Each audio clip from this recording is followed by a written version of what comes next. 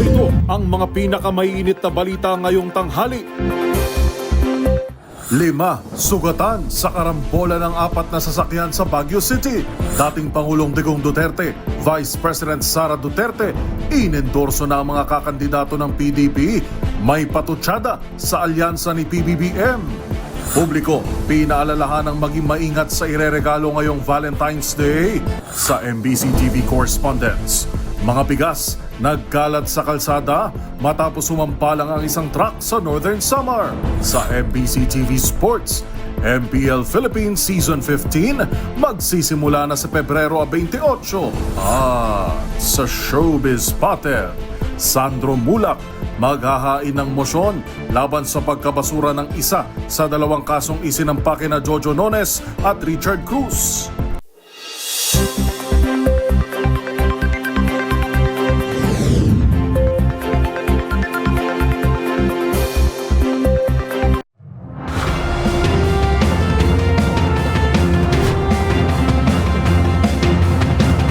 Bawat balita, makabuluhan. Bawat kwento, makapangyarihan. Boses ng Pilipino para sa Pilipino. Live mula sa MBC TV Studio.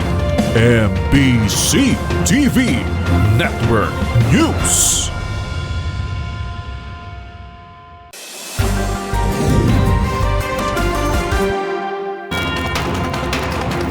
Pilipinas, una sa ating mga balita.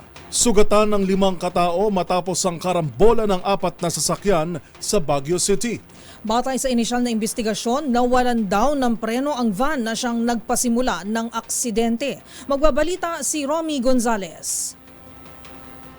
Isinugod sa paggamutan ng 5 sugatang individual para magamot matapos ang karambola ng 4 na sasakyan sa Bukawkan Road, Baguio City bandang alas 8:45 kagabi. Nakilala ang mga biktima na sina Heidi Ognayon, Cristel Castro, Gabriel Castro, Grant Philip at Rima Jan Laboni Castro na pawang sakay sa kotse. Batay sa report ng pulisya, pababa ang isang Starex van na minamaneho ni Maribis Almora nga danan sa Bukawkan Road nang mawalan ito ng preno. Nagresulta ito sa pagbangga nito sa 3 sasakyan na kinabibilangan ng isang pick-up, kotse at taxi na naging dahilan ng pagtumba nito at patagilid sa kalsada. Gayama walang nai-report ang PNP kung ang driver ng Starex van ay nasugatan. Nabatid sa report ng Station 2 ng Baguio City Police Station nang naturang aksidente nagresulta sa multiple physical injury at damage to property. Inimbestiga na ngayon ng Traffic Enforcement Unit ng Baguio City Police Office ang naturang aksidente. Ito si Aris 41 Romy Gonzalez para sa DZRH. Una sa Pilipinas, una sa Pilipino.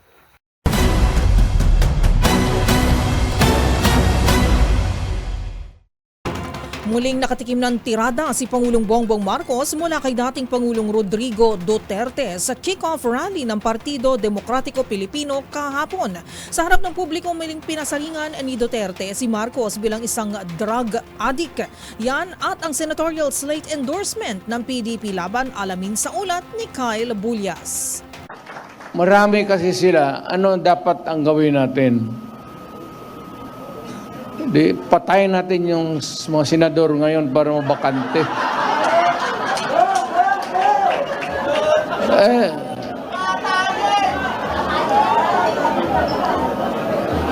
Kung makapatay tayo ng mga 15 na senador, pasok na tayo lahat. Pero kawawa naman. Pero nakakainis kasi yung hindi naman lahat. Pero, sabi nga, talking of opportunities, the only way to do it is to pasabugin na lang natin yung ano. Yan ang naging biro ng dating Pangulo at kasalukuyang chairman ng Partido Demokratiko Pilipino na si Rodrigo Duterte sa kanilang kick-off rally sa Club Filipino sa San Juan City kahapon. Sa kanyang pag-endorso sa siyam na senatorial candidates ng kanilang partido, binanatan nito ang mga naging pasaring ni Pangulong Bongbong Marcos sa kanilang naging proclamation rally sa Iloilo City. Muling tinawag ni Duterte na drug addict si Pangulong Marcos at inakusahang gumagamit umano ng heroin. Matatanda ang sinabi ni Marcos sa kanyang talumpati na ang kanilang senatorial lineup ay wala umanong bahid ng korupsyon, malinis ang track record at wala umanong mantsa ng dugo ng war on drugs. Sagot naman ni Senator Bato de la Rosa na siyang PNP chief noong ipinatutupad ang Oplan Tukhang, inaasahan na niya ang tinawag nitong political bashing. Dagdag pa nito, handa siyang marumihan ang kanyang kamay ng dugo galing umano sa masasamang tao para lamang protektahan ang mga matitinong Pilipino. Samantala, opisyal na ring inendorso ni Vice President Sara Duterte ang senatorial slate ng PDP laban. Bagamat hindi siya dumalo sa proclamation rally, sinabi nito sa isang statement na tiwala siyang nasa mga tao na ang kapangyarihan na baguhin umano ang kasalukuyang takbo ng bayan. Kasabay nito ay hinimok nito ang publiko na iboto ang buong lineup ng PDP laban. Kabilang rito sina re-electionist Senator Bongo at Senator De La Rosa, si Sagip Party List Representative Rodante Marcoleta at si Pastor Apollo Kibuloy na kasalukuyang nasa Pasig City Jail dahil sa kasong human trafficking at child and sexual abuse. Kasama rin sa kanilang slate ang aktor na si Philip Salvador, Attorney Raul Lambino, Attorney J.V. Hinlo, Attorney Vic Rodriguez at si Attorney Jimmy Bondok. Para sa MBC TV Network News, ito si Kyle Bulias ng DZRH, una sa Pilipinas, una sa Pilipino.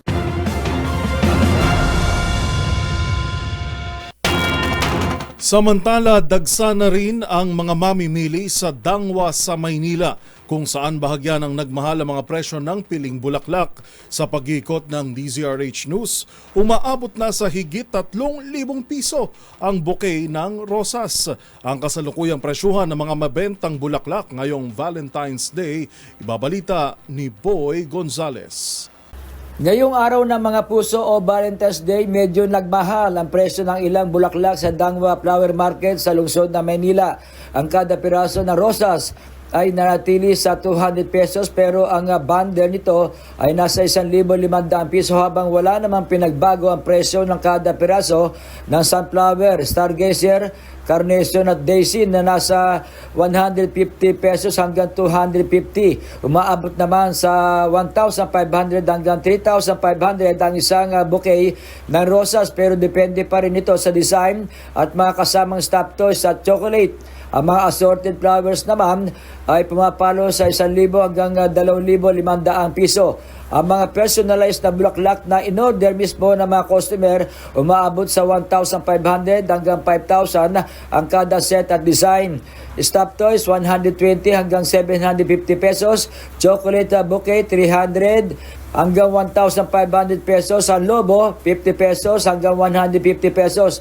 Dahil sa patuloy na pagdagsa ng mga namimili ng bulaklak kung kaya't dinoble na Manila Police District ang pagbabantay habang nagtutulong-tulong naman ang mga tauhan ng Manila Traffic and Parking Bureau at Barangay sa pagbamando ng trapiko. Para sa MBC TV Network News, ito si Boy Gonzales, una sa Pilipinas, una sa Pilipino.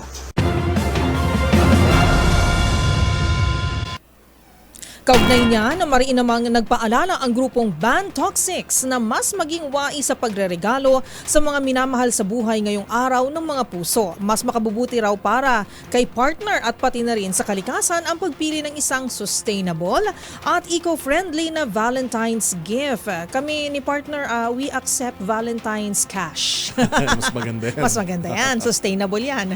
Ang balitang yan sa pagtutok ni Dustin Bayog. Nagpaalala ang toxic watchdog group na Ban Toxics ngayong selebrasyon ng Araw ng Mga Puso na maging maingat sa mga nakalalasong kemikal na maaring makita sa mga pinangreregalong Valentine's gift. Base sa market monitoring ng grupo sa ilang tindahan sa Makati, Maynila, Pasay at Quezon City ay may mga regalo tulad ng mga stuffed hearts, teddy bears, mugs, plastic roses at maging mga tsokolate ay maaari magkaroon ng mga substances na nakakasama sa katawan. Kaya bukod sa pagreregalo ay suwestyon ng grupo na gawing toxic-free at waste-free ang selebrasyon ng Valentine's Day kasama ng inyong kasintahan. Ilan sa mga mungkahin nito ay ang pagpili ng less plastic-based na regalo, magplano ng isang eco-friendly na date, pagsulat ng mga liham, pag-attend sa mga concert o art exhibit, o hindi naman ay gumawa ng mga do-it-yourself gifts mula sa mga recyclable materials. Para sa grupo, gumawa ng mga karanasang nagtatagal na hindi na kinakailangan dumagdag pa ng basura. Pagdidi ng Ban Toxics, ibigay sa inyong loved ones ang pagmamahal na nagtatagal at hindi ang nakakalasong pagmamahal. Para sa MBC TV Network News, ito si Dustin Bayog ng DZRH TV, una sa Pilipinas, una sa Pilipino.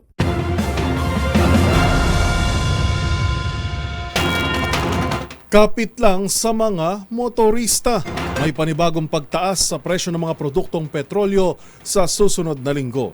Ayon kay DOE Oil Industry Management Bureau Assistant Director Rodela Romero, 45 centavos hanggang 75 centavos ang posibleng dagdag sa kada litro ng gasolina, habang posibleng maglaro sa 30 centavos hanggang 60 centavos ang increase naman sa kada litro ng diesel at 15 hanggang 30 sa kada litro ng kerosene. Sinabi ni Romero na bunsod ito ng tumataas na tensyon sa gitnang silangan. Gayon din ang ipinataw na sanctions ng Amerika sa Iran at Russia.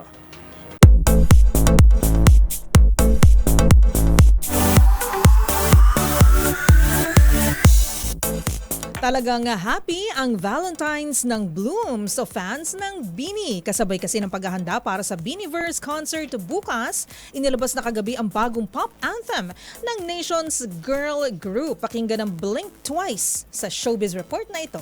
Wala pa mang isang araw, humakot na agad ng 1 milyong views ang music video ng latest single ng BINI. Do you like me blink twice?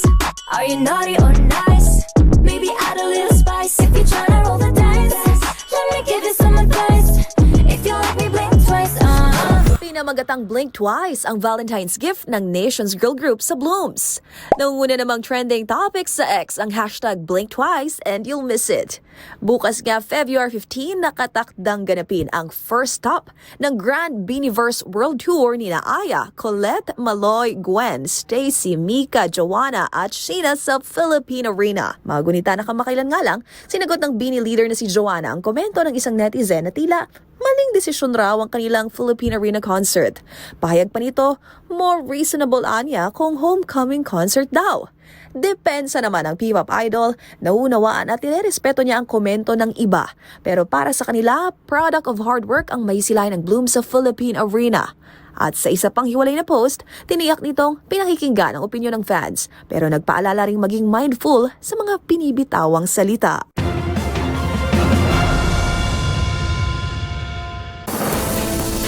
Narito ang mga balitang dapat ninyong abangan. Walang pahintulot na paggamit ng kanyang kanta bilang campaign jingle, inalmahan ng isang rapper. Sa MBC TV Global, tangkang pang-hold up sa isang bangko sa South Korea na bulilyaso matapos matuklasang water gun na ang dalang armas ng suspect. Sa MBC TV Sports, MPL Philippines Season 15, kasado na sa huling araw ng Pebrero. At sa TNVS, magulang ng bride. Bakit kaya napasabak sa pagluluto ng street foods bago dumalo sa kasal? Lahat ng yan sa pagbabalik ng MBC TV Network News.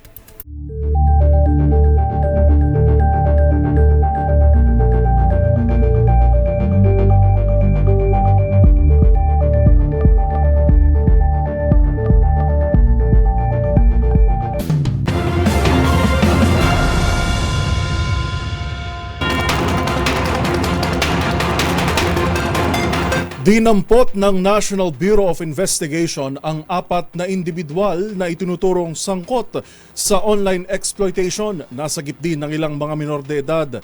Alamin natin ang buong detalye mula kay Giselle Ricafort. Giselle. Yuel, pinusasa ng National Bureau of Investigation ng 4 na katao dahil sa child exploitation habang 8 minor de edad na biktima ang nasagip.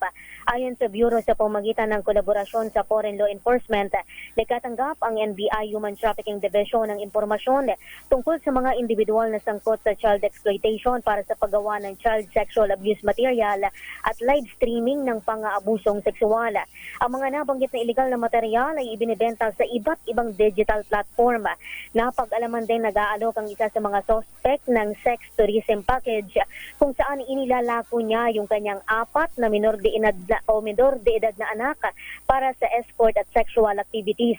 Sa paunang forensic examination sa mga nakumpiskang gamit, sumangbulat sa mga operatiba ang mga illicit material at mga chat log na nagpapakita kung paano inilalako ang mga bata para sa sexual exploitation.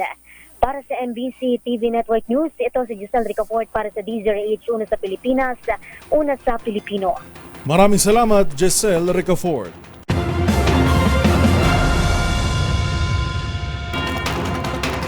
Mas panatag na ang loob ng Armed Forces of the Philippines o AFP matapos itong mapaslang sa isang engkwentro ang pinuno ng New People's Army na si Mirna Solarte.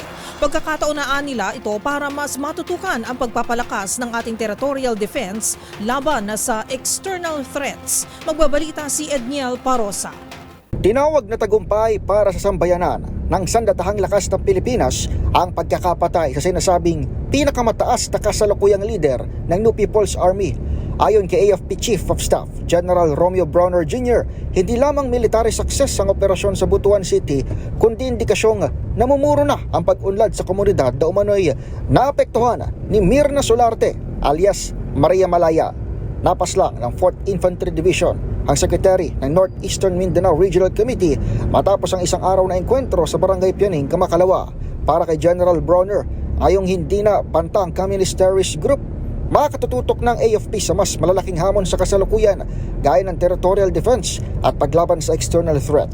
Kaugnay nito, umaasa ang AFP Chief na madadagdagan pa ang mga bansang makasasama ng Pilipinas sa Multilateral Maritime Cooperative Activity o MMCA. Kamakailan lamang naisagawa ng AFP kasama ng mga counterpart mula Amerika at Canada ang ikapitong MMCA sa West Philippine Sea sa kabila ng presensya ng China.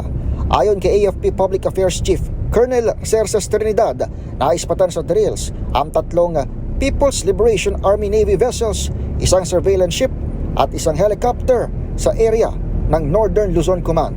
Para sa MBC TV Network News, ito si Edniel Parosa ng DZRH, una sa Pilipinas, una sa Pilipino.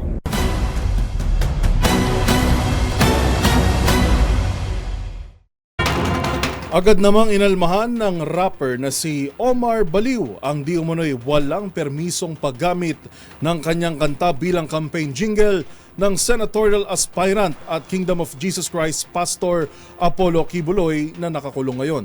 Ang mga detalye sa report ni Rose Babiera.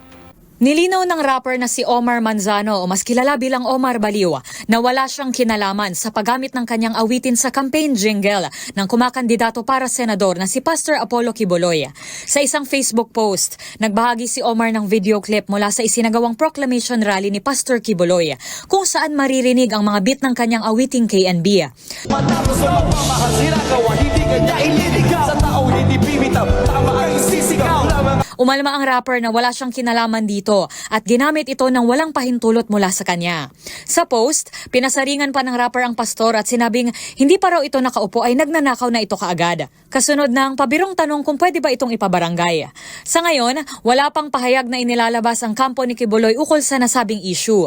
Una nang nagbigay ng paalala ang Intellectual Property of the Philippines sa mga kandidato na igalang ang intellectual property rights ng mga artists sa mga gagamiting promotional materials sa kanilang pangangampanya. Para sa MBC TV Network News, ito si Rose Babiera ng DZRH TV. Una sa Pilipinas, una sa Pilipino.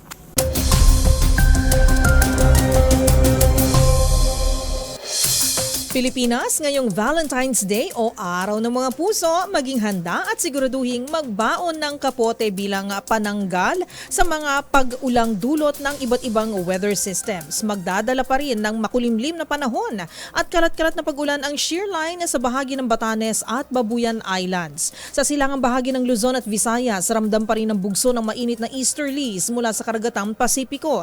Magdadala ito ng mataas na tsansa ng thunderstorm sa mainland at Cagayan. Isa Isabela, Aurora, Quezon, gayon din sa malaking bahagi ng Kabikulan at Eastern Visayas. Samantala, Intertropical Convergence Zone o ITCZ naman ang maghahatid ng mataas na tsansa ng ulan sa Caraga, Davao at Northern Mindanao.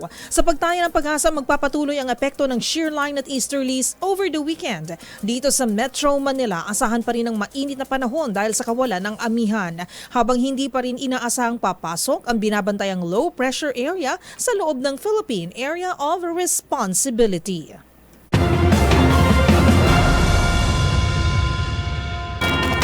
Kasabay ng araw ng mga puso ngayong araw, on the road to forever na ang nasa higit 600 couples na lumahok sa malakihang kasalang bayan na idinaos sa Cavite. Marami raw sa kanila ang hinintay ang pagkakataong ito, lalo't magastos ang magpakasal sa simbahan. Narito ang report ni Raymond Dadpaas. Isang malakihang kasalang bayan na tinawag na Journey to Forever ang idinaos sa Dasmariñas City Arena sa Cavite. 643 na paris ang nagpalista, ngunit 636 lang ang dumating. Karamihan ng dahilan na makinasal ay kahirapan ng buhay, kaya't hindi sila nagpakasal sa simbahan, hukom o sa mga local officials. Isa sa nakaagaw ng pansin ay ang mag-asawang Orolostre Gamba Guray at Ana Rose Nazario Catle ng Barangay Sampaloc 4, Dasmariñas City. Si Mang Oro ay 78 taong gulang o 78 years old, habang ang kanyang misis na si Ana Rose ay 35 years old. May dalawa silang anak na edad 14 at 7. Wala umanong problema sa edad sa ngalan ng pag-ibig. Habang ang mag-asawang sina Rosalina Abdullah at Mokka Abdullah ng Barangay Santa Lucia ay 33 taon na silang nagsasama at nagdesisyon din silang sumama sa kasalang bayan dahil ang kanilang kasal sa ilalim ng Muslim rights ay hindi na irehistro sa local civil registrar. Problema ng kanilang mga anak na kung maghanap ng trabaho o mag-abroad, kapag hinahanapan ng marriage contract ng mga magulang ay walang maipakita, kaya minabuti nilang magpakasal muli ngayon kahit na meron na silang 12 apo. Nagsilbing ninong at ninang ng mga ikinasal sina Senador Francis Tol Tolentino at Mayor Gianni Barsaga at iba pang local officials ng Dasmariñas City. Lahat ng maikinasal ay tumanggap ng regalo mula sa pamahalaang lungsod ng Dasmariñas at mula kay Senator Tol Tolentino. Para sa MBC TV Network News, ito si Raymond Dadpaas, una sa Pilipinas, una sa Pilipino. Nabulilyaso ang panguhold up ng isang lalaki nang looban nito ang isang bangko sa South Korea. Natuklasan kasi na ang gamit pala nitong baril sa krimen, isang water gun lang pala. Yan at iba pang mga napapanahong balita mula sa iba't ibang panig ng mundo sa Global Headlines Report ni James Galange. Balita mula sa South Korea. Nabulilyaso ang pang-hold up sana ng isang armadong lalaki sa isang bangko. Sa gitna kasi ng pagtatangka nito, isang individual ang naglakas loob na agawin ang dala nitong baril na nakabalot sa itim na plastic bag. Doon laking gulat ng marami nang makitang laruang baril pala ang dala ng hold-upper. Nang suriin ng mga otoridad, dito nakumpirma na isang water gun lang pala ang gamit ng suspect.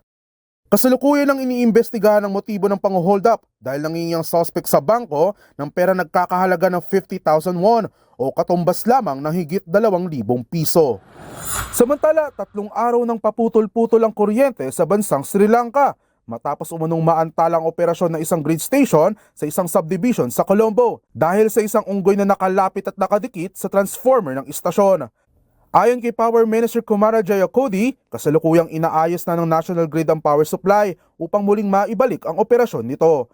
Inaasahan pa rin anyang mas maraming power interruptions sa bansa na kadalasang tumatagal lang hanggang 6 na oras. Samantala, wala namang detalye kung nakaligtas ba ang naturang unggoy ukol sa nangyaring insidente. Sa iba pang balita, tinatayang nasa 30 katao ang sugatan matapos umanong biglang sagasaan na isang Afghan asylum seeker ang kumpol ng mga tao sa Munich, Germany. Ayon sa mga otoridad, nangyari ito ilang oras bago dumating sa kanilang bansa ang iba't ibang world leaders gaya ni United States Vice President J.D. Vance at Ukrainian President Volodymyr Zelensky upang dumalo sa Munich Security Conference. Nasa kustodiya na ng mga otoridad ang suspect na 24-year-old driver at iniimbestigahan na ang naging tunay nitong motibo sa ginawa nitong pag-atake. Para sa MBC TV Network News, ito si James Galange ng DZRH TV, una sa Pilipinas, una sa Pilipino.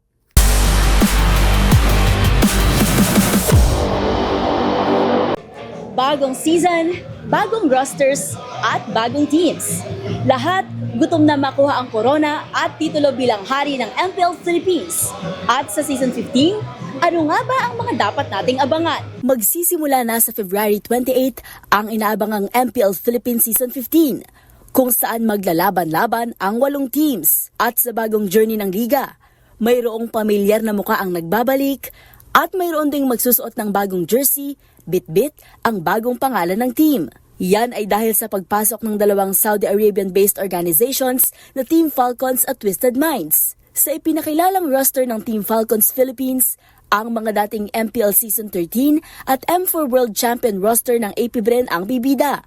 Habang pagdating naman sa Twisted Minds, binubuo ito ng iba't ibang players mula sa iba't ibang teams, gaya ni na James Gloria, Michael MP The King Endino, Stephen Sensui Castillo, Johnville Outplayed Villar, Joe Marie Escalera de los Santos, at Salik Hadjisi Imam mula sa dating Blacklist International. Ano naman po, masaya naman po ngayon. Kasi po nabigyan pa rin po ng opportunity na mapaglaro pa rin dito sa MPL.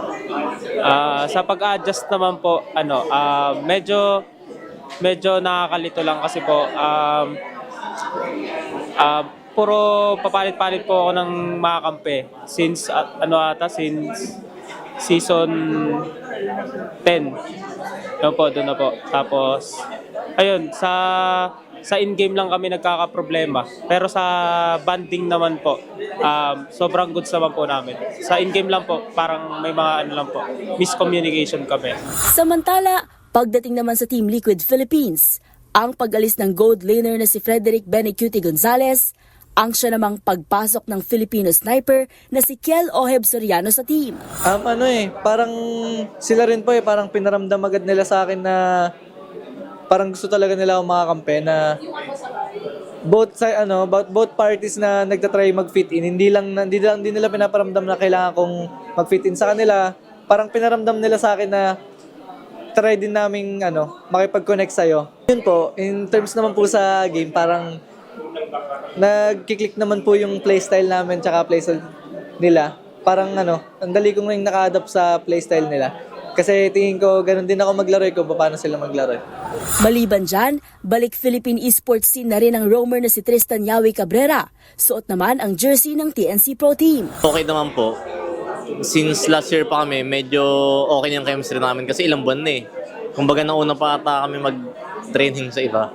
Tapos yun, yung addition ni Yawi sobrang ganda kasi nag-fit yung playstyle niya sa yung aggressiveness niya nag-fit sa team. Kaya maganda yung addition niya. Narito ang 8 lineup ng teams na magbabakbakan para sa MPL Philippines Season 15 title. Habang narito naman ang schedule ng mga larong dapat abangan sa Week 1. Para sa mga MPL PH fans na nais manood live sa Green Sun Hotel Makati City, magsisimula na ang ticket selling ngayong araw. Mula rito sa Green Sun Makati City, para sa MBC TV Network News, ito si Millie Borja ng DZRH TV, una sa Pilipinas, una sa Pilipino.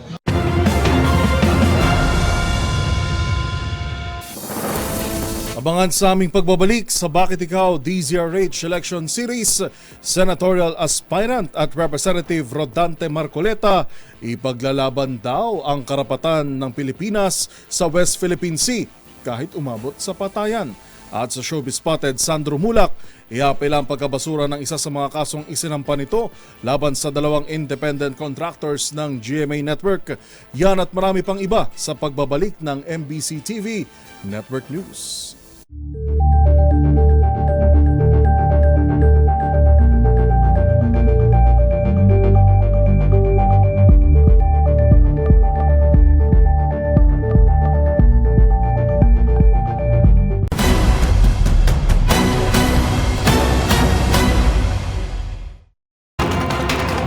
Lost in translation. Tila ito raw ang nangyari kaya't inakala ng marami na maka-China si Sagip Party List Representative Rodante Marcoleta. Git nito, atin ang West Philippine Sea, pero kailangan daw dumaan sa tamang proseso ang pagkilala dito ng pandaigdigang mapa. Ang naging panayam ni Senatorial Aspirant Rodante Marcoleta sa Bakit Ikaw, the DZRH Election Series, silipin sa report ni Wina Hesoro. Katulad halimbawa ng katagang West Philippine Sea. Opo. Wala yang kako sa mapa. Ang ibig ko sabihin, pag tiningnan mo yung international map, ang talagang nakasulat doon, South China Sea. Binigyang diin ni Congressman Rodante Marcoleta na hindi totoo na pro-China siya. Sa Bakit Ikaw series ng DZRH para sa midterm elections, nilinaw ng tumatakbong senador na hindi umano naintindihan ang konteksto ng kanilang pinag-uusapan kaya't na-misinterpret ang kanyang sinabi. Ang naging problema kasi dito, meron tayong isang Commodore. Isip-isipon, dahil lang hindi niya naintindihan siguro yung konteksto ng pinag-uusapan na nasabi kong wala sa mapa ang West Philippine Sea, tinawag niya akong... Ang interpretation niya iba. Tinawag niya akong traitor. Medyo masakit siyang magsalita. Isip-isipin mo, pinaghalimbawa, ang pangalan niya ay Commodore Tariela. Ayon kay Marcoleta, kung titingnan sa international map ay South China Sea ang nakalagay doon at hindi West Philippine Sea.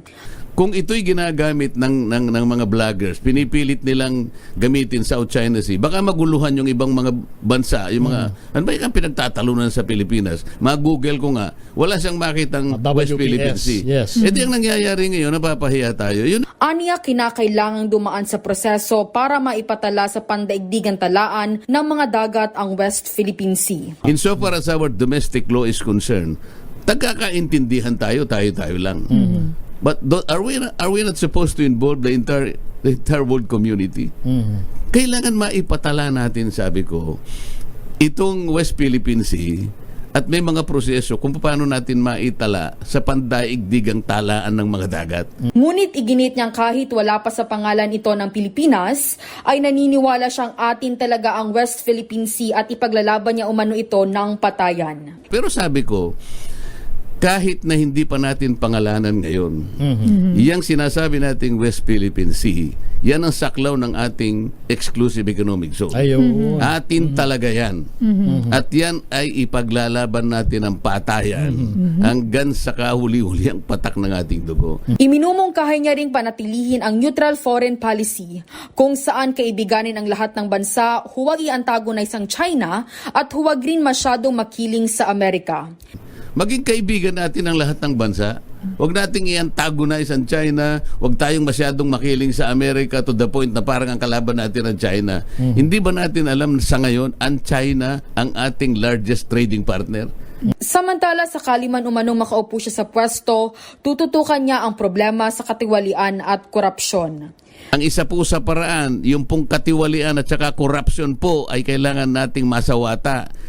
Kasi po pagka yung corruption ay ganyan nakataas, yung 30% po na ginagamit sana natin para sa mahirap, yung pantulong sa public education, sa public health, sa public safety, lahat po, lalo na po yung pangkalusugan at saka yung edukasyon, para sa inyo po yun. Yung 30% po napupunta lang sa bulsa na kung sino-sino. Sa problema naman sa kuryente, mungkahi niyang tanggalin na ang 12% VAT para maibaba talaga ang singil ng kuryente at matulungan ang bawat Pilipino. Kung talagang gusto nating ibaba ang kuryente at madali yan, tanggalin natin ang 12% VAT. Talagang bababa yan. Tayo lang naman ang meron. Sa Vietnam pumunta ka, meron bang VAT ng kuryente, Sister El? Pumunta ka sa Malaysia, pumunta ka sa Vietnam, sa Thailand, wala. Sinasubsidize pa nga. Kung nagagawa sa ibang bansa, hindi natin gawin dito para mabenefisyuhan mga taong nasa mababang kalagayan. Para sa ganun, yung layunin ng batas na yun, kahit papano, ma-achieve natin. Para sa MBC TV Network News, ito si Wina Hesoro nag-uulat para sa DZRH. Una sa Pilipinas, una sa Pilipino.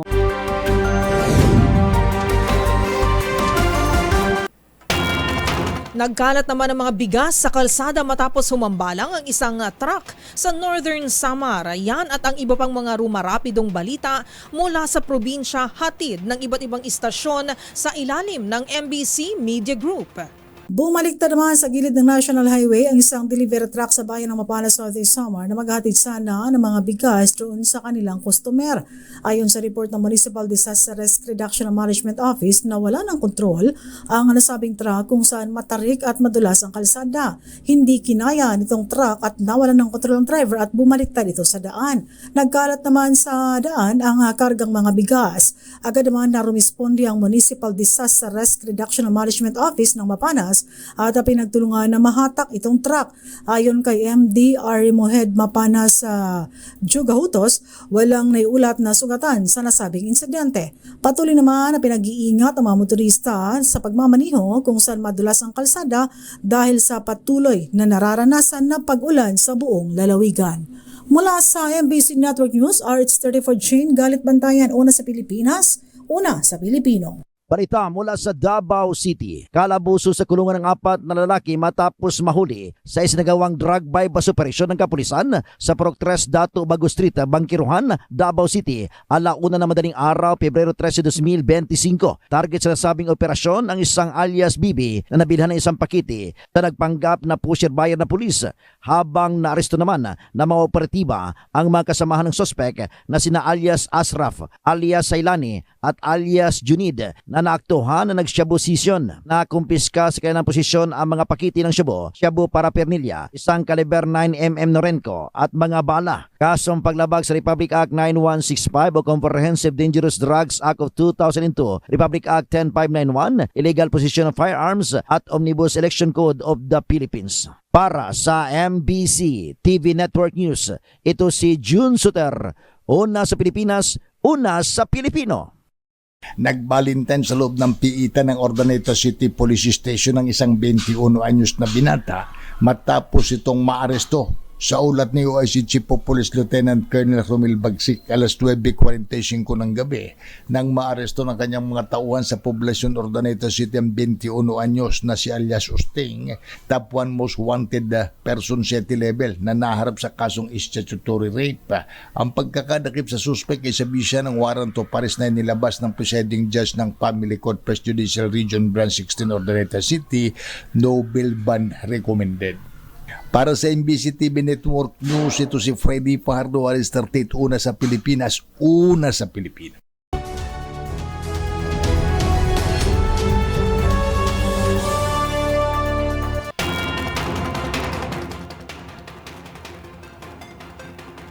To the rescue! Napasabak sa lutuan ng mag-asawang ito mula sa Oriental Mindoro. Imbis kasi na dumiretso sa kasal ng kanilang anak, ay sumalang muna sila sa pagluluto ng kanilang tinitindang street foods. Kung bakit agad daw kasing naubos ang only street foods na bahagi pala ng handaan. Kaya agad namang to the rescue sila mommy at daddy na magluto para sa mga bisita. Ang trending story na yan tinutukan ni Dustin Bayog.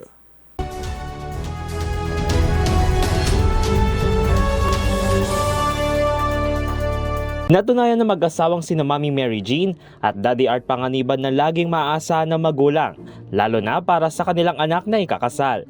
Bago kasi dumalo at makita ang I do vows ng kanilang anak na si Eileen at ang asawa nitong si Renzon, ay napasabak muna sila sa lutuan ng street foods with their wedding outfits. Bahagi kasi ng handaan ng Only Street Foods, tampok ang sikat na fishball, kikiam at kwek-kwek. Nainsi lang kila Mami at Daddy dahil sa kanilang food park business. Ang video na iyan na in-upload ng content creator na si Lester John sa TikTok ay thumbs up naman sa mga netizens. Habang ang isa naman na ito ay bigla naman nag-crave ng street foods. Dagdag naman ng uploader, mabilis na ubos ang street foods kaya hindi na nagatubili ang dalawa na magluto ulit bago dumiretso sa kasal. Pero sa huli ay masaya ang naging kasalan at success din si Daddy Art na maisayaw ang kanyang anak na si Eileen. Para sa DZRH TV, ito si Dustin Bayog. Una sa Pilipinas, una sa Pilipino.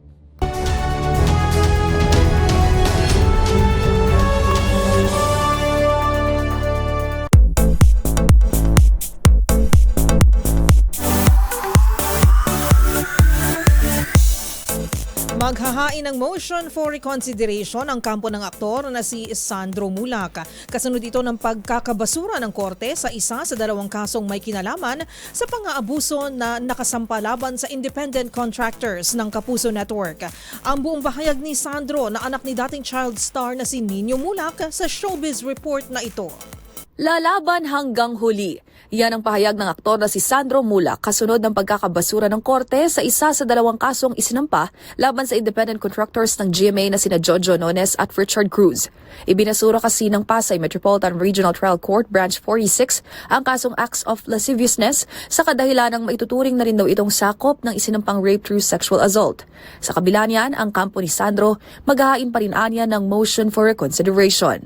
Nilinaw din itong isa lang sa charges ang na-dismiss at hindi ang buong kaso. Kumpiyansa pa nga ito na mas matindi pa raw ang magiging kaso na harapin ni Nones at Cruz. Sa huli, nanindigan si Sandro na hindi anya makakalusot ang dalawa at titiyaking hindi na makakaulit sa iba. Tinapos ito ang pahayag sa mensaheng End Rape. Kung matatandaan, Agosto noong nakaraang taon nang bumutok ang balitang naghain ito ng reklamo ng pang-aabuso na itinanggi naman ng 2 independent contractors. Para sa MBC TV Network News, ito si Angelica Cosme ng DZRH TV, una sa Pilipinas, una sa Pilipino.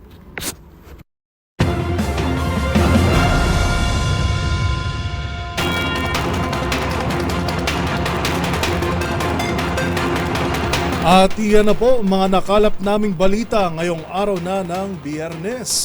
Pero bago lamang tayo magtapos, syempre binabati natin ng happy birthday ang ating bossing, ang Vice President for Legal at Head ng AM Operations na si Attorney Reg Hularbal. Attorney Reg, happy birthday. Happy birthday, Attorney Reg. And happy birthday din sa isa nating reporter dito sa DZRH. Si Valentino Val Gonzalez. Happy Happy birthday, birthday, Val. And of course, babatiin lang din natin ang happy anniversary birthday din ng 90.7 Love Radio. Kailangan pa bang i-memorize yan? Basic. Ayan. At 50 years, 50th anniversary ng DZMB. Love Radio 90.7. Napaka-special pala ng February 14, di ba? Daming nagsiselebrate ngayong araw. Muli po, ito si Yuel Reyes. At ako naman po si Karen Oyong. Magkita-kita tayong muli sa darating na Lunes para sa mga balitang makabuluhan, mga kwentong makapangyarihan. Hatid pa rin ang boses ng Pilipino para sa Pilipino. Ito ang MBC TV Network News. Una sa Pilipinas, una sa Pilipino.